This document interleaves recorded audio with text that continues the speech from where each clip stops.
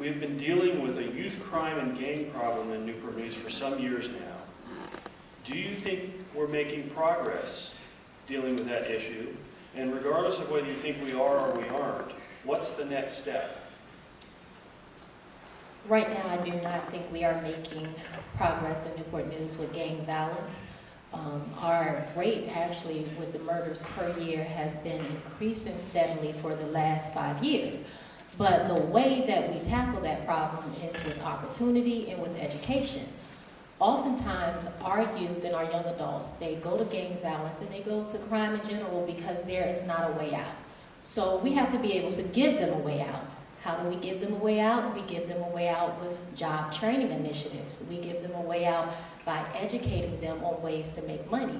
If people can't go to a job and make money, they're going to go to the streets for a solution. We have to have a head start on that. We have to be the solution.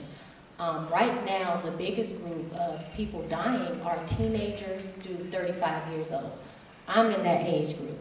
A lot of my close friends have lost their lives due to gang-related issues. A lot of people I went to school with have lost their lives right here in Newport News due to these circumstances. So we have to be proactive instead of reactive. So again, the answer to that question is by creating opportunity. Okay, thank you. And then we're going to come back, Mr. Roth, and then we'll head down. I had an opportunity to talk with the interim police chief, and we talked about gangs. I said, well, you know, what is it that you're doing to alleviate this issue? He said, if you move one gang out, another one's going to move in. So it is an issue, and it is a problem.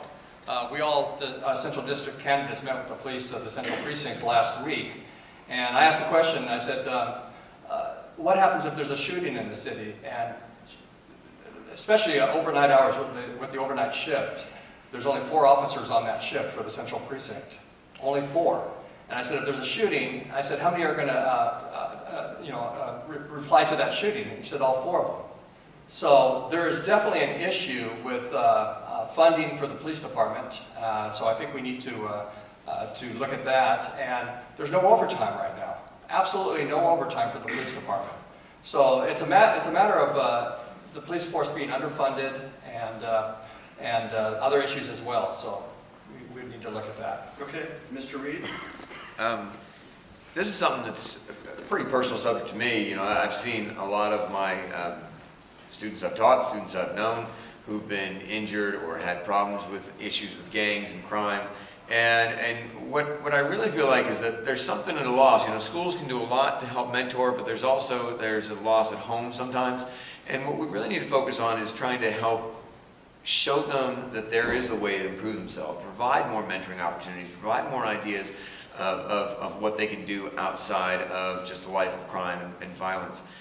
It's interesting. I was watching a documentary just a week ago, and one of the things they said, it was a police force in California was actually trying a trial thing. They got a grant to do it. Was actually paying people that were in high crime areas who had a history of crime, actually giving them some money and kind of starting a payment process that kind of keep them from getting involved in crime again. It really reduced the recidivism rate in that community, and that's something, an idea that needs to be thought. But one of the things that happens is that, you know, I feel like the issue of crime in Newport News is like the level of insanity here. We keep doing the same thing again and again and again, and we need to think outside the box, and that is needing something very crucial that we have to look at soon. Thank you. Mr. Jenkins. I think there's a lot more we can do with youth and gang violence here in Newport News. I think we've got to have community involvement. We've got to have the community talking to the police on a regular basis. We've got to have community policing so that the police know the people in the community, and the community knows the police. So there's a sense of trust there, and there's a relationship that can be built on. One of the important things we're doing here in Newport News to assist in youth and gang violence is we've adopted the STEP program. So we're getting young people during the summer who don't necessarily have adults in the home into summer programs where they can be productive, so it keeps them from hanging out and getting into trouble. And one of the other things that I think we can do is, you know, I think a lot of the beginnings of youth violence start in the school. They start with bullying, and they start with that sort of activity. We heard from a number of students just recently that bullying was a significant problem in Newport News schools. And we need to adopt a zero tolerance policy for that. We need to put kids on the right track early on. It's one of the reasons I also believe in things like universal kindergarten and pre-kindergarten programs for our kids. Another thing we need to work on is the school-to-prison pipeline. A lot of times here in Newport News, we are getting some people that seem to be targeted to a certain extent because of who they are, and we need to stop that. Thank you. Ms. Penny. I was fortunate to be invited to last month here at Christopher Newport for the Gang Reduction Conference here at CNU. And I learned a lot. I bought several books that are very informative that have been written by Bobby Kipper, who is retired from the Newport News Police Department, that is in the National Center for Prevention of Community Violence. And he says, as we as a community are suffering from a dysfunction that affects local businesses, schools, families, and individuals. And the statistics from 2017, there are over 24,000 street and prison gangs in the United States, with over 1 million identified gang members. And the gang members are getting younger and younger every year. Now they're starting out as young as 14 and 15 with their affiliation. And what we need to do now is our community-based programs and work with the police department, because police officers can't do this alone. And most of the youth do this because they say most youth feel that they are left without hope, because violence is a process and it's not an event. And they've also said we will never arrest our way out of this issue. So we as a community need to join forces with the police department and help reduce this gang violence in our city. Okay, thank you, Ms. Wallace. I feel we must approach the issues of violence in our community as a health issue and not just a crime issue. We can't over-police a lot of the reoccurring violence, issues with violence that we have going on, especially in the South District. My organization works with and mentors young people who tend to make decisions that lead them into activities involved and being involved with gangs. Exposure is key. Exposure, taking the youth and the young people, as well as their parents, out of their environment. Growing up in a violence-prone environment can lead to trauma. When you have trauma that you're dealing with, you tend to get desensitized to certain things that's going on in your community. So we need to address the issue of violence, again, as a health issue, and provide resources to these families. I mentor youth, but I also have to mentor their parents. We need to provide continuum services that not only addresses the trauma with the child, but also address the trauma with the parent. We need more citizen-led community policing programs. We need our law enforcement to meet us where we at on the ground and not just be in patrol cars. We need a collaborative effort in order to promote and gain public safety. Lack of economic opportunity with a high concentration of poverty in the South District is another reason for the violence in our community. Okay, thank you. Ms. Chair. Thank you. I strongly support our advocate, Congressman Scott, who advocates stopping the school-to-prison pipeline, and I can completely agree with that.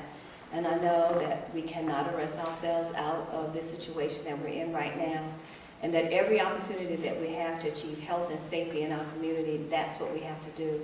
And any time that we have crime and violence and blight and homelessness, our community is not healthy, and nor is it safe. I believe that we have to rebuild healthy families and undergird our youth in every way that we can. We have to strengthen our community connections, which means that we have to stand with those organizations and the churches that undergird our youth, and the community groups that are not afraid to tackle it and are not afraid to talk to our young people and make sure that they know that they have purpose and they have vision, they have that already inside of them, but some of them do not have hope and don't have people. When people look at them, they don't think that they have hope. So I think we have to change our attitude about what we see in our young people as well. And I think we just have to make sure that we go the distance. We have to go the distance with our young people and let them know that we care about them, and that they are important, and that we value them, and that their lives and their futures matter to each one of us. And the city can't do it alone, law enforcement can't do it alone. It's something that we have to collectively do together. Thank you. Thank you. Ms. Scott?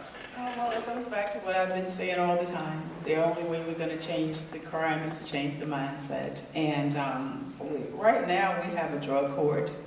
We have a behavior court that's coming soon. I think we need a drug intervention court. And what I mean by a drug intervention court, if you pick up a gang member, a gang intervention court, if you pick up a gang member and he's nonviolent, he's just been dealing drugs and doing little things, instead of give him an option, you can be arrested or you can come into this program where you will be mentored. If you are selling drugs, you will be taught how to set up a business of your own, and you will be mentored, and you will be forced to work with, all the gang members will be forced to work together in one location. I think there needs to be an incubator for these drug dealers who actually are very intelligent people, because they buy the product, sell the product, run everything, distribute everything. They do everything, and they keep all these numbers in their head, I'm told, because they don't want anybody to know what they're doing. So if we teach them to hone those skills in a positive direction, you're talking about revenue for the city, you're talking about not having to raise real estate taxes, you're talking pop-up businesses all over the city. We have so many vacant shopping centers. When we get a group of people who have a business, we can go into a vacant shopping center and do a pop-up and let them work there until they can transition into something they can pay for. We have to be creative with what we're trying to do, but we cannot do it without changing the mindsets. And we have some programs. I see some people in the room tonight. Restoration Christian Church has a program for girls. Brothers on the Block has a program for males. The original brothers are meeting the drug dealers and the gang members on the street where they are, and we have to do more of that. Thank you, Ms. Scott. Mr. Bethany? Living in Courthouse Green, this has been a huge issue that we've been trying to address. And for a number of reasons, youth join gangs. There isn't a specific reason.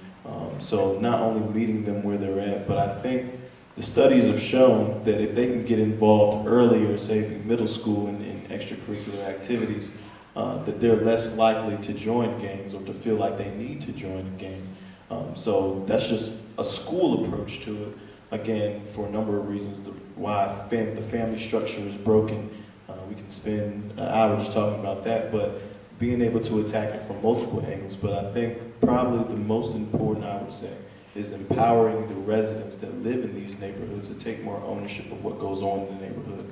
Often, a lot of times, we know what happens. We know who might have been the shooter. We know who got shot. We know where. And so it's just being able to work with the police and not look at working with the police as something, no, I don't want to do that, or I don't want to be labeled a snitch or what have you. And I think the main thing is, like I said, empowering the residents that live in these neighborhoods to be in the driver's seat of bringing forth the necessary change that needs to come. Okay, I thank you all for